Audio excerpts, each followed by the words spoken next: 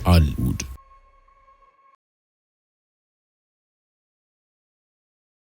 ውድ አድማጮች እንደምን ሰነበታችሁ? በዚህ የጥበባዊ ወግ ጉዞ ወደ ቀደሙ አባቶች ወግ መለስ ብዬ ከብላቴን ጌታ ህሩይ ወልደ ሥላሴ ወዳጄ ልቤና ሌሎች መጽሐፍ ለልጅ ምክር ለአባት መታሰቢያ የተሰኘውን ድንቅ ርዕስ ይዤላችሁ ቀርቤያለሁ። የቻናሉ ተደራሽነት እንዲሰፋ ላይክ፣ ሰብስክራይብ እና ሼር በማድረግ እንዲሁም አድምጣችሁ አስተያየት በመጻፍ ተሳተፉ።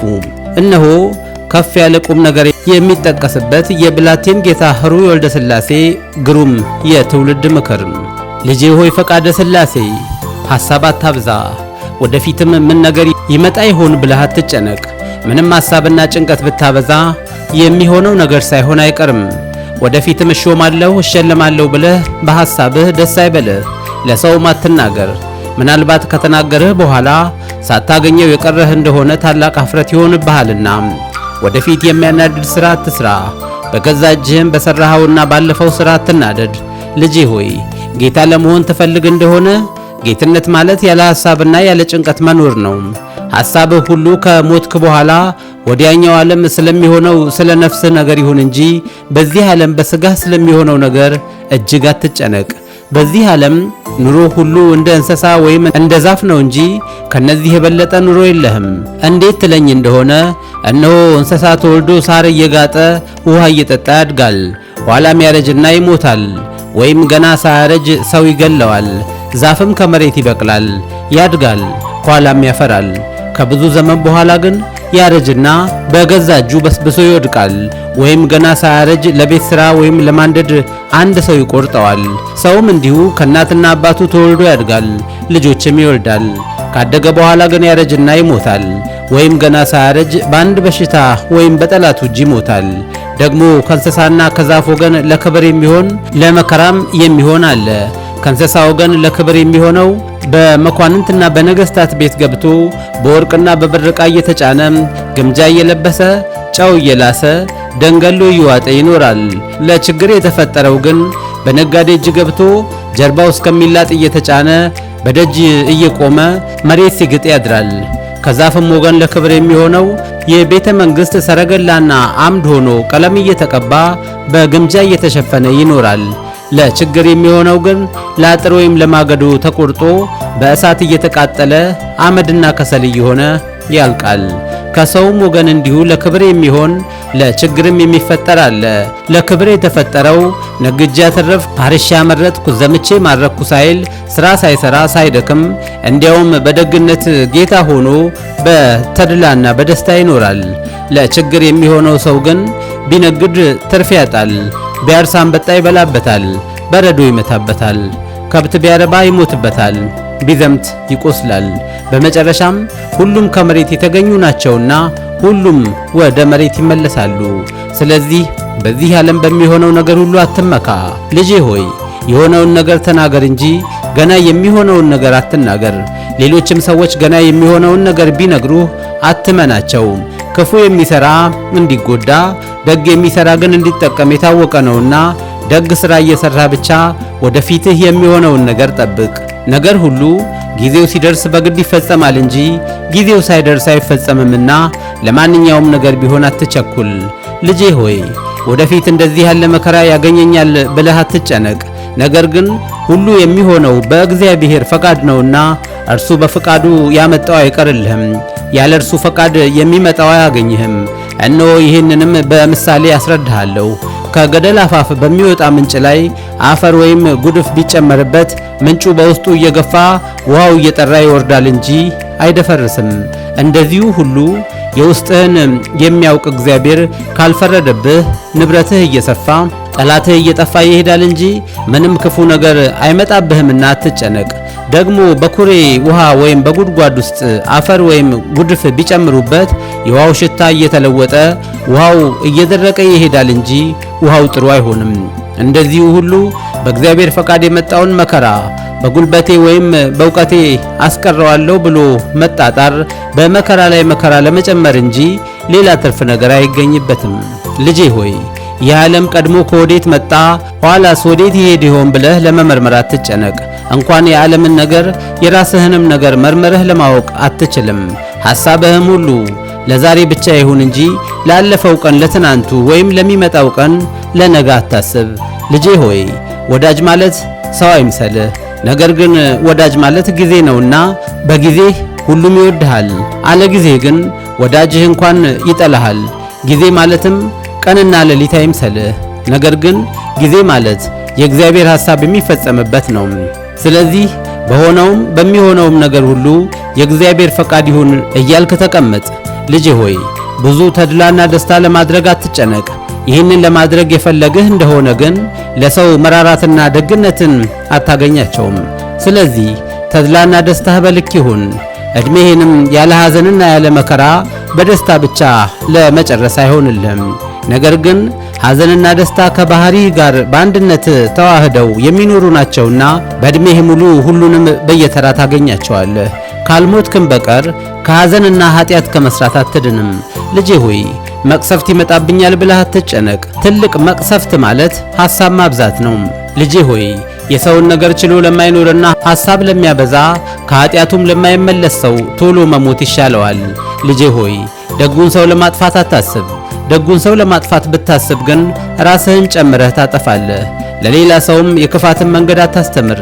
ፈጣሪህም እግዚአብሔር እንደሆነ እመን። ነገር ግን የእርሱን መጀመሪያና መጨረሻ መርምሬ ያገኘዋለሁ ብለህ አትጨነቅ። ልጄ ሆይ ሰው ባጭሩም ቢሆን በረጅሙም ቢሆን በዚያው በዘመኑ ለራሱ ደስ ብሎት ካልኖረ ከእርሱ በኋላ ለሚነሱ ለልጆቹ ወይም ለዘመዶቹ ገንዘብ ቢሰበስብ ምንም ትርፍ የለውም። ሰው ሁሉ እርሱ ከሞተ በኋላም በሰማይ በሚያገኘው ነገር ደስ ይለዋል እንጂ ደክሞ ሰብስቦ በዚህ ዓለም በተወው ገንዘብ ደስ አይለውም። ልጄ ሆይ ለንስሐ ዕድሜ ስጠኝ ብሎ ወደ እግዚአብሔር መለመን ደግነት ወይም ክርስቲያንነት አይምሰልህ። ነገር ግን ለንስሐ ዕድሜ ስጠኝ ብሎ መለመን በሕፃንነቴ ወራት እንደ ልቤ ኃጢአትን ሁሉ ስሰራ ኑሬ ስሸመግልና ኃጢአትን ለመስራት ጉልበቴ ሲደክም ያን ጊዜ ንስሐ ገባለሁ ማለት ነው። ትርጓሜውንም ገልጬ ብነግርህ ለንስሐ ዕድሜ ስጠኝ ብሎ መለመን የዚህን ዓለም ተድላና ደስታ ፍትወትንም ሁሉ ሳልጠግበው እንዳትገድለኝ ማለት ነው። ልጄ ሆይ አንተ ግን ከሚስትህና ከልጆችህ ከዘመዶችህና ከወዳጆችህ ጋር በዚህ ዓለም ደስ ብሎህ እንድትኖር ዕድሜ ስጠኝ ብለህ ለምን እንጂ ለንስሐ ዕድሜ ስጠኝ ብለህ አትለምን። ሲሸመግሉና ሲደክሙ ኃጢአት መስራትን መተው የሚያጸድቅ አይምሰልህ። ሰውም ተወልዶ እስኪሞት ድረስ ምንም ቢሆን ከኃጢአት ንጹሕ ሆኖ አይገኝምና በየጊዜው ንስሐ ግባ እንጂ ለንስሐ የሽምግልና ጊዜ ብቻ አትጠብቅ። ልጄ ሆይ ለባህሪ የሚያስፈልግህን ሁሉ አድርግ። ለሌላውም ሰው ለባህሪው የሚያስፈልገውን አትከልክለው። ለሰው ባህሪው ከሚያስፈልገው ነገር ሁሉ ዋነኞቹ ሶስቱ ናቸው። መጀመሪያ ምግብና መጠጥ ነው። ሁለተኛው ልብስ ነው። ሶስተኛ ሚስት ናት። ሰው እነዚህን ሶስት ነገሮች ካላገኘ ኑሮ ሁሉ ጎዶሎ ይሆናል። ደግሞ ሰው ምንም ክፉ አድራጊ ቢሆን ምግብና መጠጥ ከልክሎ መቅጣት አይገባም። ልጄ ሆይ ጠላትህ ሲሞት ወይም ሌላ መከራና ጭንቀት ሲያገኘው ደስ አይበልህ። እርሱ ሞቶ አንተ በዚህ ዓለም አትቀርምና አንተ ደግሞ በሰራኸው ሥራ እንደርሱ መከራና ጭንቀት ሳያገኝህ አይቀርም። በመከራና በሞትም የሰው ሁሉ ድርሻው ትክክል እንደሆነ እወቅ። ልጄ ሆይ ነውርህን ለብቻ የሚነግርህን ሰው አትጥላው። አንተም በወዳጅህ ላይ ነውር የሚሆን ነገር ያየህበት እንደሆነ ለብቻው አድርገህ ንገረው፣ ለሌላ ሰው ግን አትንገርበት። ልጄ ሆይ በየጊዜው በሰውነትህ ውስጥ የሚነሳውን ሐሳብ ደግና ክፉ መሆኑን ሳትመረምር ያሰብከውን ሁሉ ለመፈጸም አትቸኩል። በዚህ ዓለም እግዚአብሔር የሚሰጠን በረከት ሁሉ እጅግ መልካም ነው። ነገር ግን ከስጦታው ሁሉ ሚስትና ልጆች መስጠቱ እንደሚበልጥ እወቅ። ልጄ ሆይ አንተ ራስህ የምትጠቀምበት ወይም ወዳጅህ የሚጠቀምበት ነገር ካልሆነ በቀር ሰው እንዲያመሰግነኝ ብለህ ሰውነትህን አታድክም። ሰውም በከንቱ ቢያመሰግንህ ደስ አይበልህ። አመስጋኙም ተመስጋኙም ሁለቱም ይሞታሉና ደስ አይበልህ። ልጄ ሆይ በነገርህ ሁሉ የታመንኩን ባነጋገርህም የታረምኩን። ሰውን የሚያስፈራራና ሰውን የሚያሳዝን ነገር ለመናገር አትድፈር። በልዝብ ምላስ ሰውን አታታልል። ሰውንም ከሚያሙ ሰዎች ጋር አትደባለቅ። ልጄ ሆይ ንብረትህ በልክ ይሁን፣ ሰዎችም አታብዛ። የቀንድ ከብትና የጋማ ከብትም በብዙ አታርባ።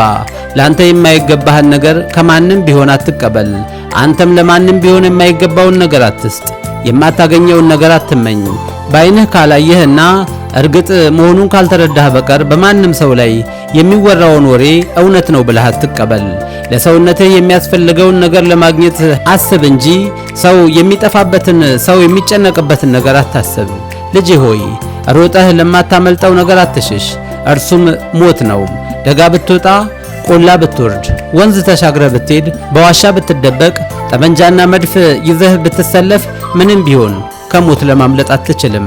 እግዚአብሔርንም ፍራ፣ በሥጋና በነፍስህ ላይ ሥልጣን አለውና። ንጉሥንም አክብር፣ እግዚአብሔር ሰይፍን አስታጥቁታልና። በአንተም ላይ የሹመት ሥልጣን ያላቸውን ሀገረ ገዢዎች ሁሉ አክብራቸው፣ ታዘዛቸው። አባትና እናትህን የእግዚአብሔርን ቃል የሚያስተምሩ መምህሮችንም የአገር ሽማግሌዎችንም ባልቴቶችንም ሁሉ በሚቻልህ ነገር እርዳቸው። ልጄ ሆይ ካረጀህ በኋላ እንደገና ተመልሼ ምነው ልጅ በሆንኩ ብለህ አትመኝ፣ ምንም ቢሆን አታገኘውምና። ወደፊትም ምነው በሞትኩ ብለህ አትመኝ፣ ምንም ቢሆን አይቀርልህምና። ልጄ ሆይ እገሌ ቸር ነው ይበሉኝ ብለህ ገንዘብህን ለማንም አትስጥ። ለወዳጅ ከመስጠት ለዘመድ መስጠት ይሻላል፣ ለጠላትም ከመስጠት ለወዳጅ መስጠት ይቀላል። ከሁሉ ይልቅ ለተቸገሩ ድሆች መስጠት ይበልጣል። ለድሆች የሰጠ ሰው ብድሩን በሰማይ ያገኛል። ልጄ ሆይ ማናቸውንም ነገር ቢሆን ለመስማት እንጂ ለማውራት አትቸኩል። ከወዳጅህም ጋራ በተጣላህ ጊዜ ቀድሞ በወዳጅነታችሁ ጊዜ የነገርህን ምስጢር አታውጣበት። ከወዳጅህም ጋራ አንድ ጊዜ ጠብ ከጀመርክ በኋላ ምንም ብትታረቅ ሁለተኛ ምስጢርህን ለእርሱ ለመናገር አትድፈር። ቂምህንም አትርሳ። ቂምህን አትርሳ ማለቴ ከታረቅክ በኋላ ክፉ አድርግበት ማለቴ አይደለም። ነገር ግን እርሱ ሞትንና ኩነኔን የማያስብ ክፉ ሰው የሆነ እንደሆነ እርቅ አፍርሶ እንደሚያጠፋህ ሳትዘነጋ ተጠንቅቀህ ተቀመጥ ማለቴ ነው። ልጄ ሆይ ከሚያሸንፍህ ሰው ጋር አትጣላ፣ ሐሰት ነገርም ይዘህ በዳኛ ፊት አትቅረብ። ልጄ ሆይ ሰው አንድ ጊዜ ከሞተ በኋላ ሁለተኛ አይገኝምና ምንም ቢሆን ሰውን ለማጥፋት አታስብ። አካሉም ከተቆረጠ በኋላ ሁለተኛ እንደ ዛፍ አያቆጠቁጥምና የሰውን አካል ለማበላሸት አታስብ። በማንም ሰው ላይ አትቆጣ። ስለ ሃይማኖትና ስለ ምግባሩም ቢሆን ስለ ምግብና ስለ ልብሱ ልዩነትም ቢሆን በማናቸውም ምክንያት ቢሆን አትቆጣ። እግዚአብሔር ለሁሉ ፀሐይን አውጥቶ ዝናቡን አዝንቦ ሁሉንም እንደ ጠባያቸው ያኖራቸዋልና አንተም የእግዚአብሔር ልጅ እንድትባል ሁሉንም እንደ ጸባዩ ውደደው እንጂ አትጥላው። ልጄ ሆይ ለልጆቼና ለዘመዶቼ ለአሽከሮቼና ለገረዶቼ ደስ ይበላቸው ብለህ ድሃ እያለቀሰብህ የግፍ ገንዘብ እየሰበሰብክ አትስጣቸው። እነዚህ ሁሉ አንተ ደክመህ የሰበሰብከውን የግፍ ገንዘብ ይበላሉ እንጂ በወዲያኛው ዓለም በነፍስህ ላይ ከሚመጣው መከራ አያግዙህምና የግፍ ገንዘብ እየሰበሰብክ አትስጣቸው። ልጄ ሆይ ማንም ሰው ቢሆን በአንተ ላይ የሐሰት ወሬ ሲያወራብህ ሰማህ እንደሆነ ታገሰው። መታገስ ባትችል ግን ጠብህን በግልጽ አድርግና ሰው ሁሉ ይወቀው። ጠብህን ካስታወቅክ በኋላ ምንም ክፉ ወሬ ቢወራብህ እውነት ነው ብሎ የሚቀበለው ሰው አይገኝም። ማንንም ሰው ቢሆን በአግቦና በሽሙጥ አትናገር። አንተም በአግቦና በሽሙጥ ቢናገርህ ወደ ዳኛ ሄደህ አትክሰስ። ርስትና ጉልበትህን የሚነቀል ገንዘብህን የሚቀማ ሰውነትህን የሚያጠፋ ነገር ካልመጣብህ በቀር በማናቸውም ባሉባልታ ነገር ወደ ዳኛ አትሂድ። በወዳጅህም ላይ በቶሎ አትቆጣ። ነገር ግን ብዙ ጊዜ እያሳለፍክ መጨረሻውን ተመልከተው። ልጄ ሆይ ነገርህ ረጅም አይሁን።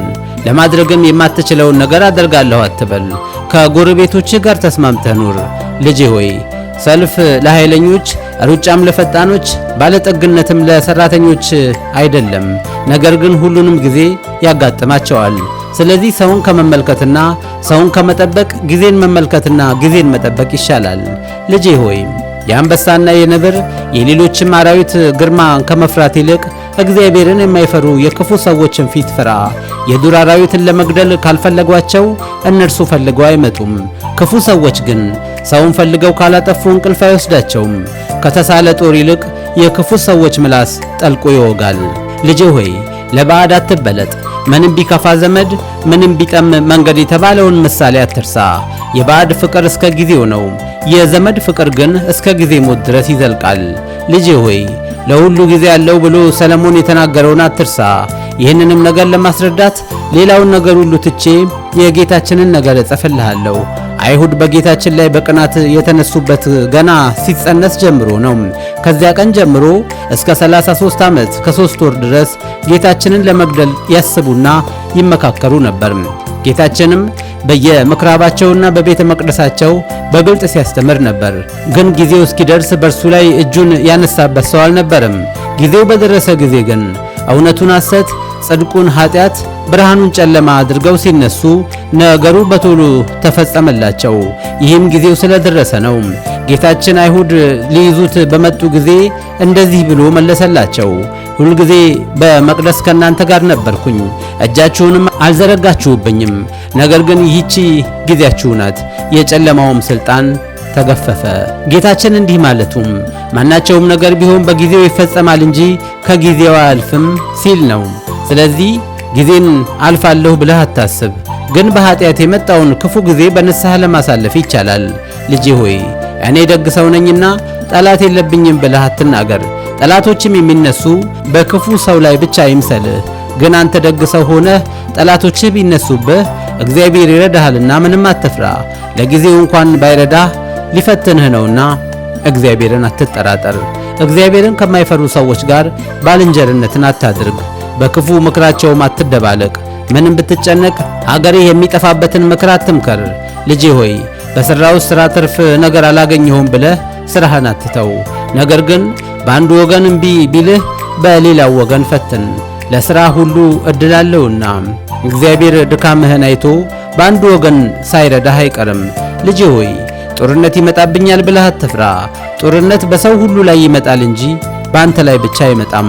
ነገር ግን ዋና ጦርነት ማለት እግዚአብሔርን በማይፈሩ ንጉሥን በማያከብሩ የራሳቸውን ጥቅም ብቻ በሚፈልጉ ሰዎች መካከል መኖር ነውና እንደዚያ ያለውን ጦርነት ፍራ። ልጄ ሆይ ክፉ ሕልም አለምኩኝ ብለህ አትደንግጥ። ደግ ሕልም አየሁ ብለህ ደስ አይበልህ። ሕልም ማለት የሰው ሐሳብ እንደሆነ እወቅ። እንኳን ሌሊት በሕልም ቀንም በዓይን የታየ ነገር ሳይደረግ ይቀራል። ደግሞ ሌሊት በሕልም ቀንም በዓይን ያልታየ ነገር እንዲያው በድንገት ይደረጋል። እግዚአብሔር ይሁን ያለው ነገር ጊዜውን ይጠብቃል እንጂ ምንም ቢሆን ሳይሆን አይቀርም።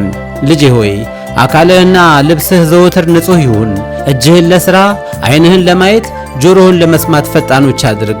አፍህን ግን በጠንካራ ልጓም ለጉመህ ያዝ። አረማመድህ በዝግታ፣ አነጋገርህ በለዘብታ ይሁን።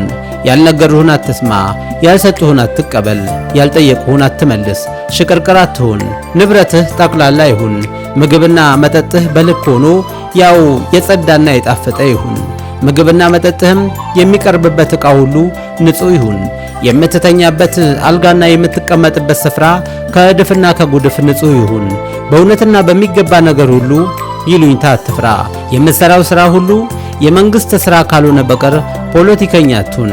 ልጄ ሆይ በዚህ ዓለም ነግሶ በስጋትና በሐሳብ ከሚኖር ንጉሥ ይልቅ እግዚአብሔር የሰጠውን ዘመን ያለ ስጋትና ያለ ሐሳብ የሚጨርስ ድሃ ይበልጣል።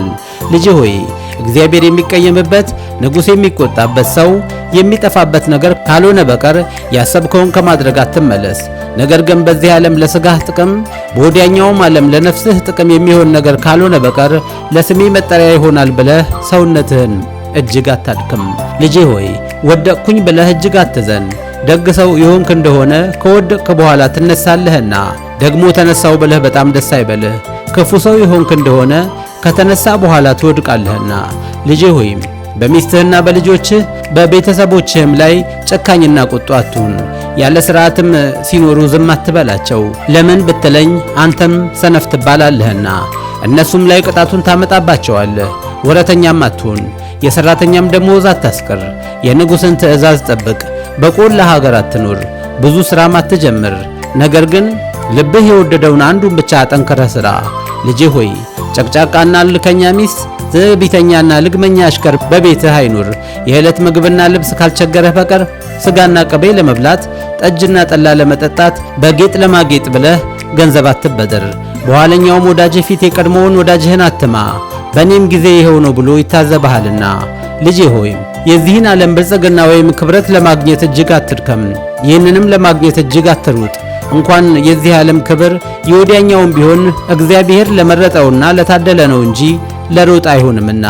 ልጄ ሆይ ክፉ ሰው ሳለ ደግ ሰው በመሞቱ ሥራ የሚሠራ ሳለ ሰነፍ ሰው በመክበሩ እግዚአብሔር አድሏዊ ነው ብለህ አትናገር። በዚህም ነገር የጠለቀውን የእግዚአብሔርን ፍርድ ለመመርመር አታስብ። ነገር ግን በማናቸውም ምክንያት ቢሆን የተሰወረውን ነገር ሁሉ ለእግዚአብሔር ብቻ ተውለት።